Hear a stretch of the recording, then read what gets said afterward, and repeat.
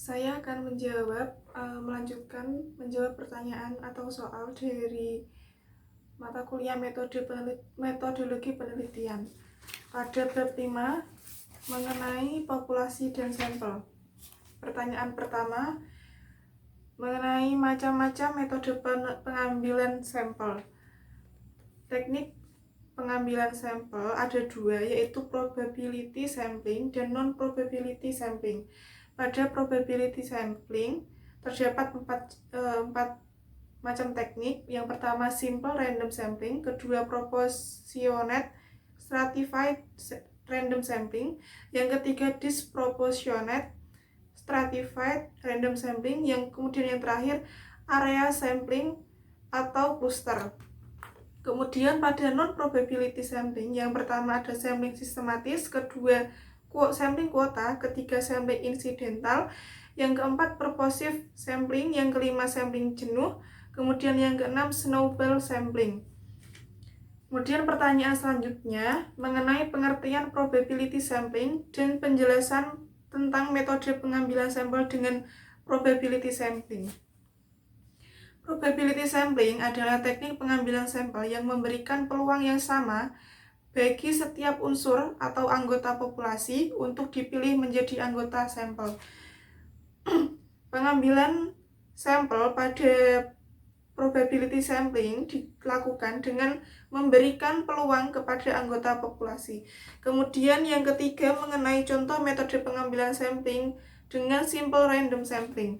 Contohnya, dalam suatu populasi terdapat pria dan wanita, atau ada yang kaya dan yang miskin, ada manajer dan bukan manajer, dan perbedaan-perbedaan lainnya. Selama perbedaan tersebut bukan merupakan sesuatu hal yang penting dan mempunyai pengaruh yang signifikan terhadap hasil penelitian, maka penelitian boleh mengambil sampel secara acak sederhana SRS dengan teknik ini.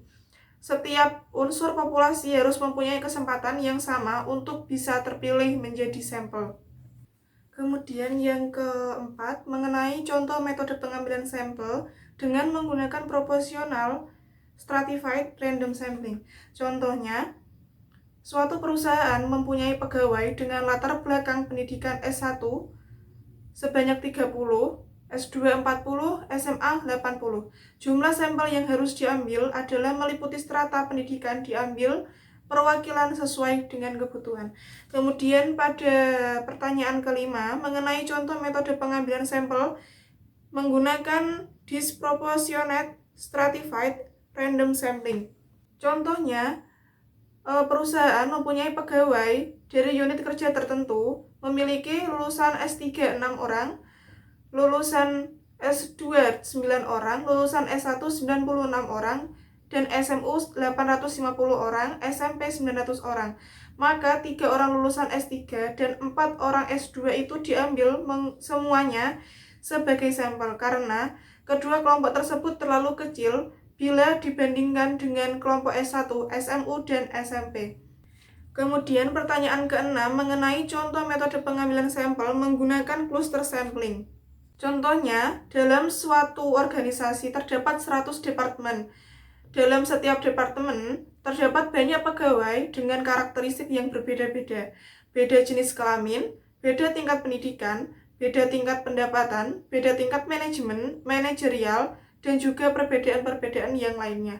Jika peneliti bermaksud mengetahui tingkat penerimaan para pegawai terhadap suatu strategi yang segera diterapkan perusahaan, maka peneliti dapat menggunakan cluster sampling untuk mencegah terpilihnya sampel hanya dari 1 atau 2 departemen saja. Kemudian yang selanjutnya, nomor 7, mengenai pengertian non-probability sampling dan juga penjelasan metode pengambilan sampling dengan non-probability sampling. Non-probability sampling adalah teknik pengambilan sampel yang tidak memberikan peluang atau kesempatan sama bagi setiap unsur atau anggota populasi untuk dipilih menjadi sampel. Teknik ini dalam pengambilan sampel menggunakan teknik yang tidak memberikan peluang yang sama kepada setiap populasinya. Kemudian pertanyaan selanjutnya yaitu nomor 8 mengenai contoh metode pengambilan sampel dengan sampling sistematis. Contohnya, misalnya setiap unsur populasi yang keenam yang bisa dijadikan sampel.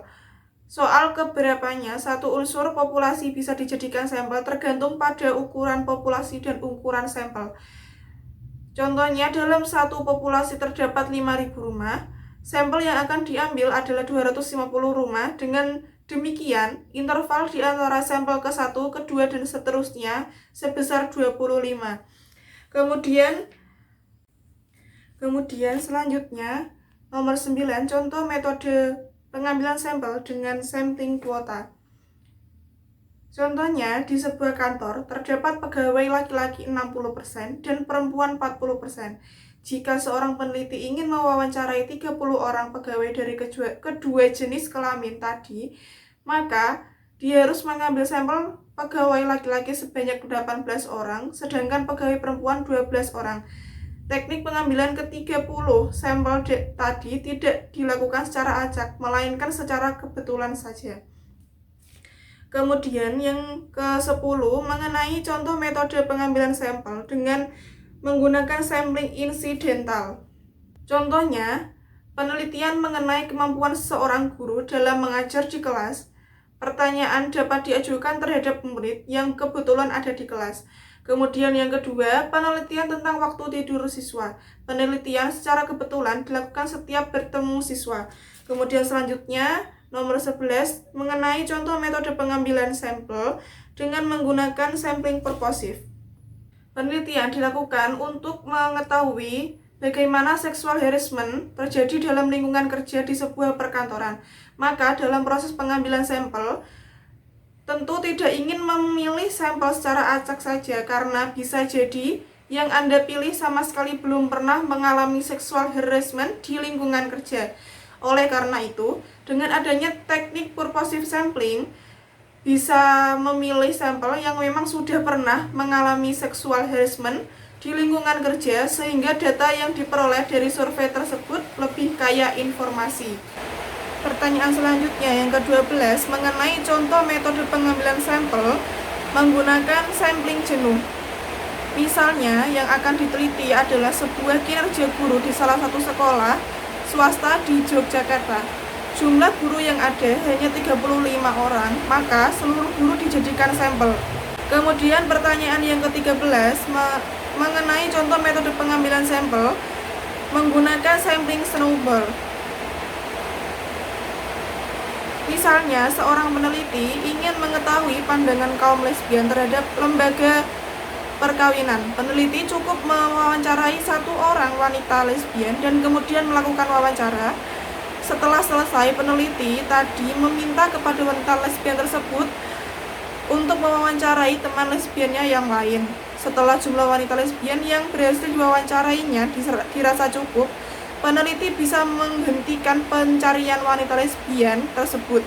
Hal ini bisa dilakukan pada pecandu narkotika, para gay, atau kelompok-kelompok sosial lain yang eksklusif atau tertutup.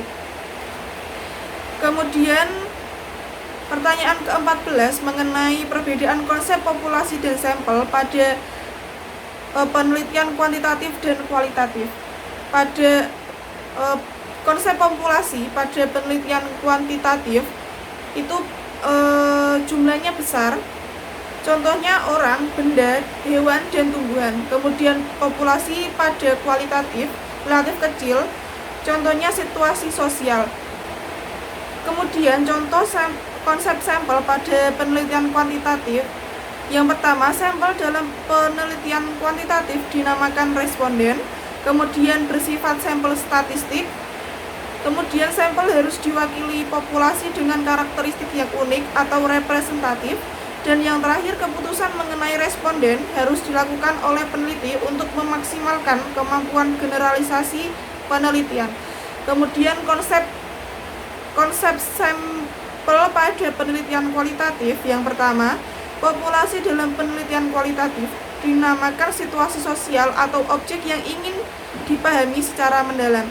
Kemudian sampel dalam penelitian ini berupa partisipan atau narasumber.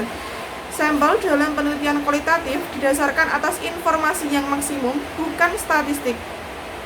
Teknik pengambilan sampel bersifat purposive snowball atau ground theory. Kegiatan eksplorasi melalui pengamatan, wawancara, dan telaah dokumen dilakukan saat mulai memasuki lapangan dan selama penelitian berlangsung. Peneliti dapat menetapkan sampel lainnya yang dipertimbangkan akan memberikan data yang lebih lengkap. Kemudian apabila penentuan unit sampel atau partisipan atau informan dianggap telah memadai, data telah jenuh, maka tidak perlu lagi menambahkan sampel sebagai informasi yang baru. Kemudian yang terakhir, hasil penelitian dapat ditransferkan atau diterapkan ke situasi sosial tempat lain. Kemudian pertanyaan yang ke-15 mengenai objek penelitian pada penelitian yang saya rencanakan, yaitu nasabah pada Koperasi Simpan Pinjam Utama Karya yang berada di Kalinyamatan. Kemudian populasinya nasabah KSP Utama Karya Kalinyamatan. Kemudian pertanyaan ke-17 mengenai jumlah populasi. Kebetulan saya belum mengetahui jumlah populasi yang ada pada KSP Utama Karya tersebut. Kemudian pertanyaan ke-18 mengenai alasan menggunakan populasi tersebut. Nasabah pada Koperasi Utama Karya ini pada setiap tahunnya relatif mengalami kenaikan yang signifikan walaupun hanya sedikit. Kemudian pertanyaan ke-19 mengenai siapa sampel yang saya gunakan. Sampel yang saya gunakan yaitu nasabah pada Koperasi Simpan Pinjam Utama Karya Kalinyamatan yang setidaknya pernah 1 kali melakukan transaksi. Kemudian pertanyaan ke-20 mengenai cara menentukan jumlah sampel yang diambil.